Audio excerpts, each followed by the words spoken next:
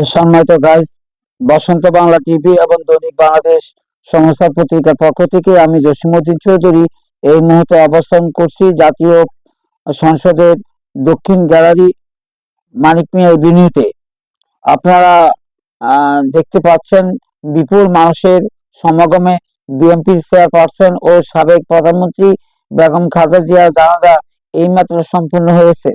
রাজধানীর মানিক মিয়া এভিনিউতে আজ বুধবার বেলা 3টা বেজে 3 মিনিটে খালেদা জিয়ার জানাজা শুরু হয়। 3টা বেজে 5 মিনিটে জানাজা সম্পূর্ণ হয়। জানাজা অংশ নিতে মানুষের ঢল নামে। জাতীয় মসজিদ বাইতুল মোকাররমের খতিব মুফতি মোহাম্মদ আব্দুল মালেক খালেদা জিয়ার জানাজা পড়ান। 3বারের সাবেক প্রধানমন্ত্রী খালেদা জিয়ার জানাজায় অংশ নিতে মানিক মিয়া এভিনিউ ও এর আশেপাশ এলাকায় সকাল থেকে জড়ো হতে থাকে বিপুল মানুষ। সরেজমিন দেখা যায় সংসদ ভবন এলাকা ছাড়িয়ে যায় জানাজা। সংসদ ভবন এলাকা থেকে রাজধানীর কারণ বাজার পর্যন্ত সড়কে বিপুল মানুষ জানাজা অংশ নেন। এছাড়া আসাদ গেট থেকে মোহাম্মদপুর টাউন হল কাছাকাছি পর্যন্ত, আগারগাঁও মেট্রো স্টেশন থেকে শিশু মেলার শ্যামলী কাছাকাছি পর্যন্ত এলাকার সড়কে বিপুল মানুষের জানাজা অংশ নেন। এর আগে বিএনপি চেয়ারপারসন খালেদা জিয়ার জানাজাস্থলে উপস্থিত হয়ে সবার কাছে মায়ের জন্য দোয়া চান তার ছেলে তারেক রহমান। জানাজায় উপস্থিত বিপুল মানুষের উদ্দেশ্যে তারেক রহমান বলেন, খোদা দোয়া করবেন আল্লাহ তাআলা যাতে উনাকে বেহেশত দান করেন। এ সময় আরো বক্তব্য দেন বিএনপির স্থায়ী কমিটির সদস্য নজরুল ইসলাম খান। খালেদা জিয়া জানাজা অংশ নেন প্রধান উপদেষ্টা অধ্যাপক মোহাম্মদ ইউনূস, প্রধান বিচারপতি জুবাইর রহমান চৌধুরী, সেনাবাহিনী প্রধান জেনারেল ওয়াকার উজ্জামান, সেনাবাহিনী প্রধান রিয়ার অ্যাডমিরাল মোহাম্মদ নাজমুল হাসান ও বিমানবাহিনী প্রধান air chief marshal Hasan Mahmud Khan. আরো উপস্থিত ছিলেন উপদেষ্টা brigadier general officer M A Shawkat Hossain, Mohammad Faizul Karim Khan, Asif Nazrul ও আদিলুর রহমান খান, কবি ও সিনেন্টক ফরহাদ মুজহার, সাবেক নির্বাচন ব্যবস্থা সংস্কার কমিশনারের প্রধান বদিউল আলম মজুমদার, প্রধান উপদেষ্টার প্রেস সচিব শফিকুল আলম, বাংলাদেশ বিনিয়োগ উন্নয়ন কর্তৃপক্ষের নির্বাহী চেয়ারম্যান আশিক চৌধুরী।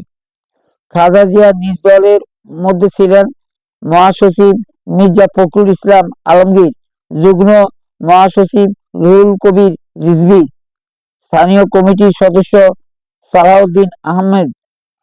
খালেদা জিয়ার ব্যক্তিগত চিকিৎসক ডাক্তার AZM জাহিদ হোসেন সহ দলটির বহু নেতাকর্মী। আরো ছিলেন জামাত ইসলামীর আমির শফিকুর রহমান ও সেক্রেটারি জেনারেল মিয়া গোলাম ফরওয়ার্ড, জাতীয় নাগরিক পার্টির এনসিপির আহ্বায়ক নাহিদ ইসলাম, বিপ্লবী ওয়ার্কার্স পার্টির সাধারণ সম্পাদক সাইফুল হক, গণসংহতি আন্দোলনের প্রধান সমন্বয়কারী জুনায়েদ সাকি, গণ অধিকার পরিষদের সভাপতি নুরুল হক নূর সহ প্রমুখ। সম্মানিত গাইজ, আপনারা দেখতে পাচ্ছেন জানাজা নামাজ শেষে এখন জমায়েত হাজারো মুসল্লিরা তারা তাদের হৃদয় স্পন্দনের মানুষটিকে জানাজা শেষ করে এই মুহূর্তে গন্তব্যস্থানে যাওয়ার চেষ্টা করছেন। আপনারা যেখান থেকে আমার আজকের এই নিউজটি দেখতে পাচ্ছেন, আমি প্রত্যাশা করব আপনারা নিজেও দেখবেন এবং অপরকেও দেখার জন্য সাহায্য করবেন। উপস্থিত হাজারো লক্ষ লক্ষ জনতা তাদের অভিপ্রায় প্রকাশ করতে গিয়ে বলেছেন যে ব্যক্তিটি আজীবনভর দেশের জন্য, মানুষের জন্য, রাষ্ট্রের জন্য, গণতন্ত্রের জন্য খেটেছেন, নিজের ছেলেকেও ভুলে গিয়েছিলেন, নিজের ছেলেকে পূর্বাসে পাঠানোর পরও তার কাছে কোনো অনুতপ্ত হননি। তিনি সবসময় বলে এসেছেন, আমি এই দেশের মানুষে কোথাও যাব না, আমার যদি মৃত্যু হয় আমি এই দেশে মরবো, তবু আমি কোনো রাজনৈতিক প্রতিহিংসা চরিতার্থে কোনো দলের সাথে মিশে আমার রাষ্ট্রের কোনো ক্ষতি সাধন করতে পারবো না। আজকে সেই মহান নেত্রীর বিজয়ী প্রাক্কালে সাধারণ মানুষ শুধু মহান আল্লাহর কাছে দোয়া করেন, আল্লাহ পাক যেন ওনাকে ক্ষমা করে দেন। সম্মানিত গাইস, শুধু এই কথাই বলে শেষ করব না।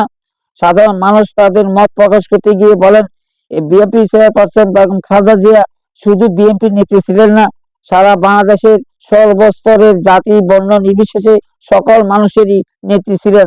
মহান আল্লাহ পাকের নিকট এই কথাই বলবো, আল্লাহ পাক যেন তার কুদরতি নিশান দিয়ে ওনাকে ক্ষমা করে দিয়ে ওনাকে জান্নাত দান করেন। আবার কোনো এক সময় নতুন কোনো অঙ্গনে নতুন কোনো দৃশ্য নিয়ে আপনাদের মাঝে আসার চেষ্টা করব। সেই পর্যন্ত আপনারা সবাই ভালো থাকবেন, সুস্থ থাকবেন।